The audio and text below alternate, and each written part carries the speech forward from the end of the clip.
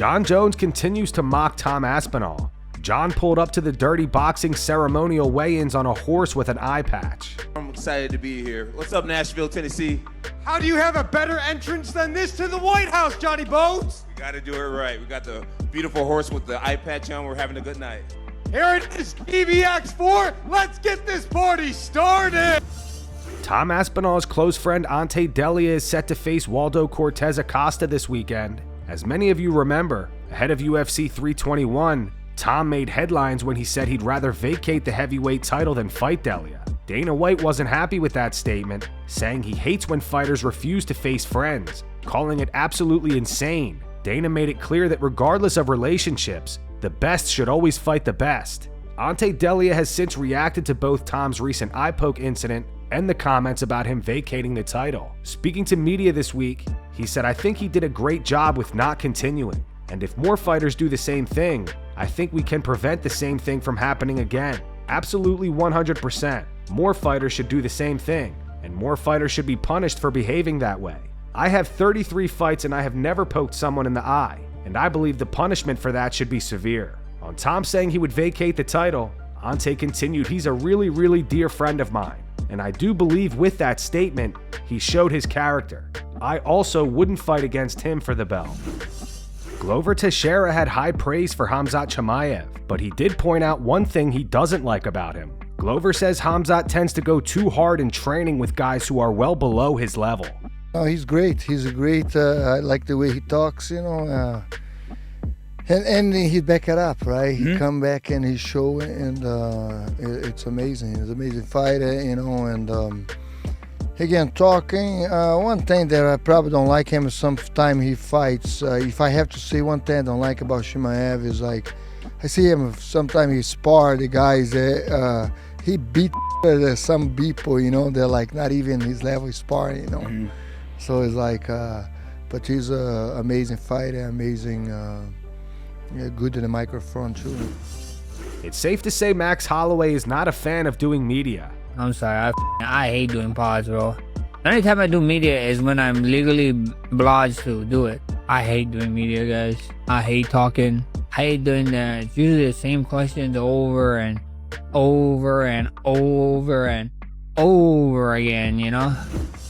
Ronda Rousey recently lashed out at the MMA community. Ronda says fans only appreciate fighters when they're on top. She even references Khabib Nurmagomedov and says the only reason he's still respected by fans is because he retired before he quote-unquote reached his limit. On Bert Kreischer's podcast, Ronda said MMA fans and media are the most "what have you done lately for us" crowd of any sport. You look at WWE and they have such a reverence for their legends. In MMA, it's like the second you're not on top, you're not and you never were. Chuck Liddell, when he's on top, he's the best, he's the best. The second that he loses, oh, Chuck Liddell ain't he never was. Rampage Jackson, oh my god, he's the next Mike Tyson, he's so great. The second he loses, Rampage ain't he never was. George St. Pierre, oh, he loses, he's not he never was. Anderson Silva, oh my god, he was almost like a mythical creature for a while. He was like this ninja, and he would hypnotize everyone in front of him. The second he loses, Anderson ain't he never was. Fedor Emelianenko, one of the greatest ever. The second he loses, Fedor ain't he never was. I think the only reason why MMA fans have their lips so firmly planted at the base of Khabib's is because he retired before he reached his limit. If he kept fighting until he reached his limit, everybody would be like, Khabib ain't he never was. They're like that with everybody. Name one person. Brock Lesnar ain't he never was.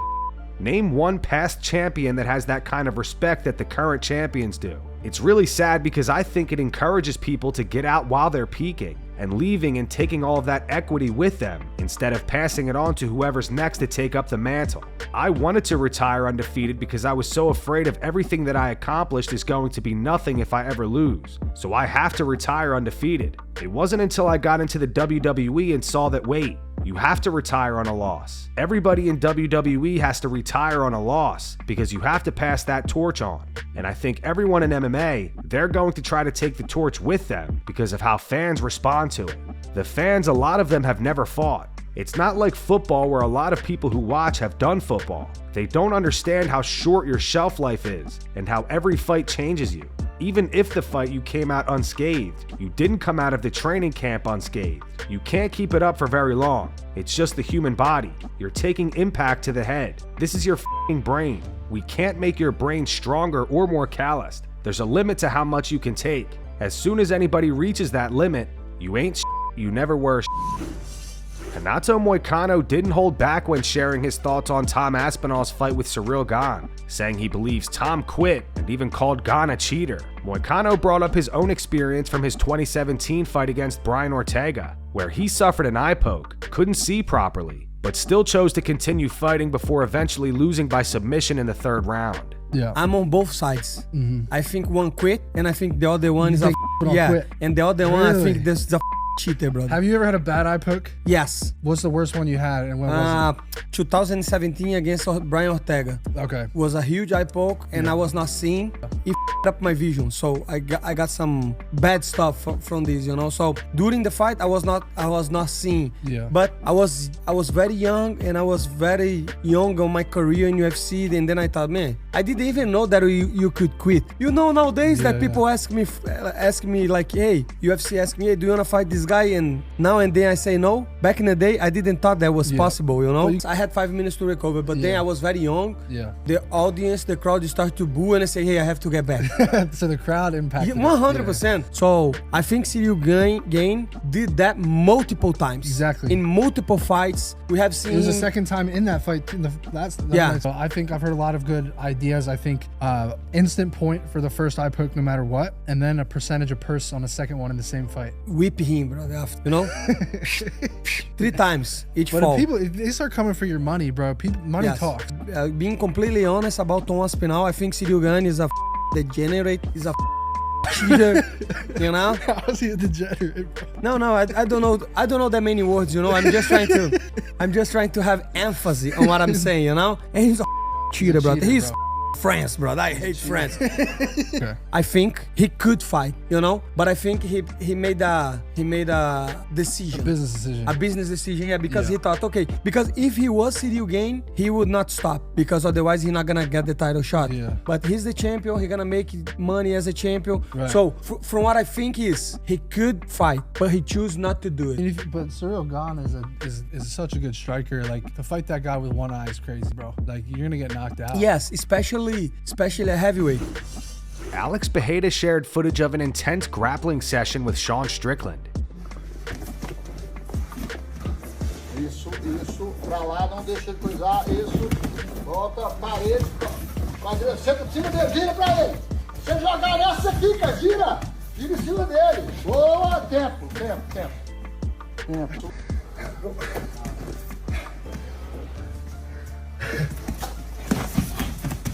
Vai pro dobro. Vai pras costas também, entendeu?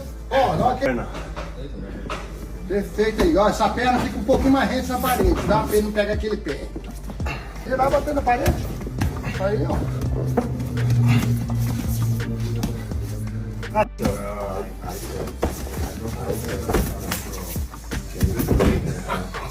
Again. Se for pro 5, você vai saber que ele vai ficar no lado. Pegou, vai aí.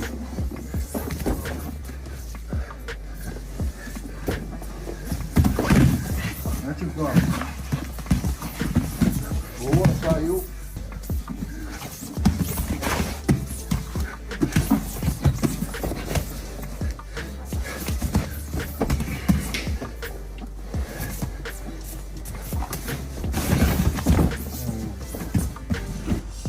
Justin Gaethje reveals the 3 hardest strikes he's ever taken. Top 3 hardest strikes you've ever taken in your career. Max Holloway was definitely number 1. First time and only time I went to sleep. I remember Michael Johnson hit me with 2 very good shots that I do not know how I did not go to sleep to. But I'm only gonna count that as 1. Who else hit me really hard? Before I knocked out James Vick, he kissed me in the liver really good. It's the weirdest shots that hurt in there. And I went to check my liver, I was like, oh. Jorge Masvidal explains why he does not think Justin Gaethje deserves to challenge Ilia Topuria for the lightweight title next. I think Ilia's legit, bro. But I think there's, you know, I'd like to see him against Patty. If you ask me which fight would be better, that I would want to watch, I'd like to see him against Patty. There's already history there. Yeah, you know what I'm saying? That's the fight I want to see too. I don't know which one's the fight currently up for Ilia? Yeah, they're talking about Gaethje, and Gaethje's my boy, but I just don't see how Gaethje though, when Max ended him. Yeah. And you it's have like, to. and Max also beat Dustin, so I know it doesn't make sense because Ilia just beat him at 45.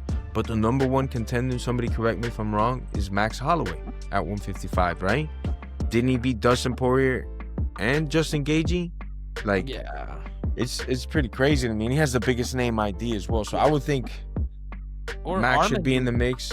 I think Armin, but I know they have that whole beef with well, I don't know if it's the UFC or what, because the UFC said they wanted him to fight one more time before the belt, correct? Wasn't that right after he missed weight? So he hasn't had a fight yet since, has he? I don't think so. You're talking about, yeah, he hasn't. He's fighting Dan Hooker, I think, next month. Okay, so then after that, it's like, all right, we got to give our boy the title shot, you know? Yeah. But I mean, there's a lot of good fights, but at the end of the day, dude, everybody just makes predictions, dude. When they sit there and you're able to make history, dude, that's when you're cemented, man. So it's gonna be really good.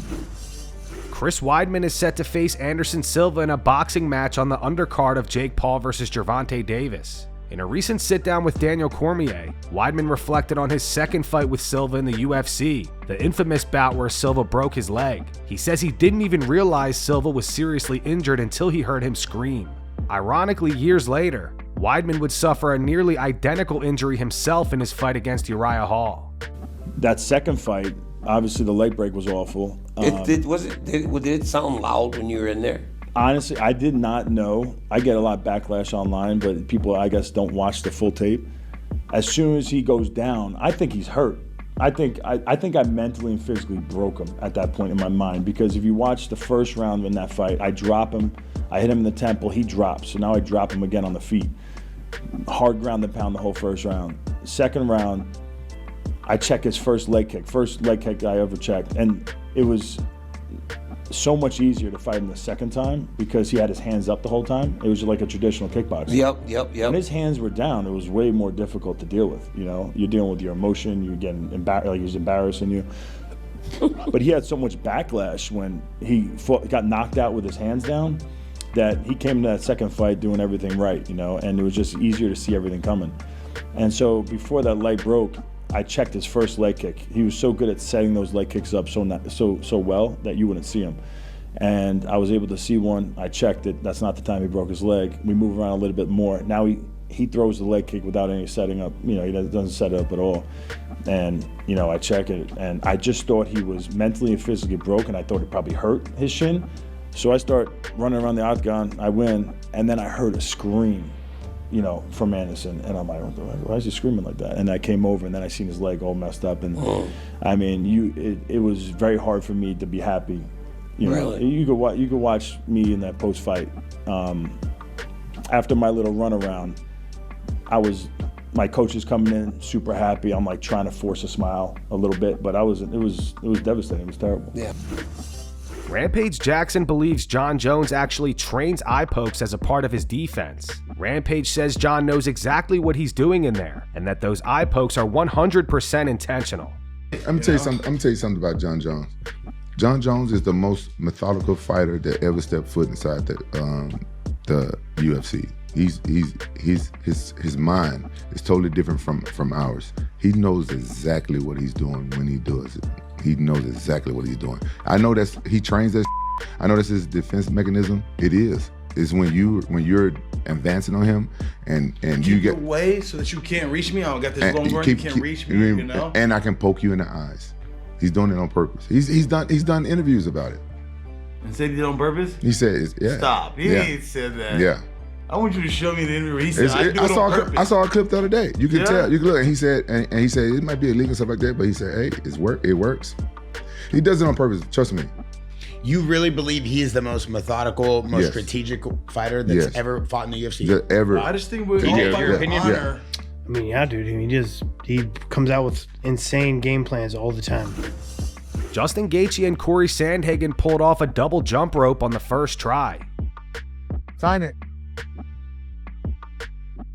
Slow. Damn! Oh my God! Damn! That was it!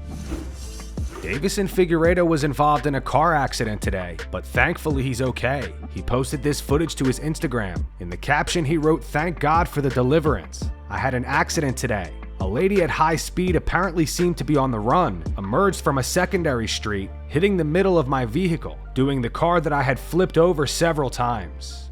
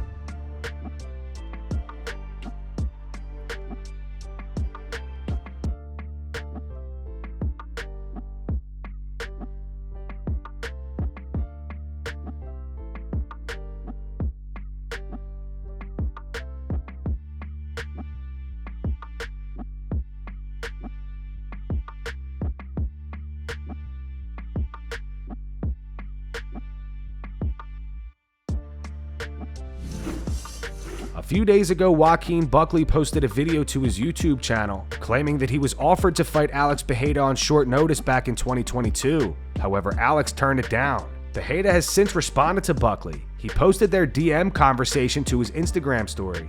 Back in 2022, Alex wrote, "Why did you send me this post? Of the 15 that ran, you were the first.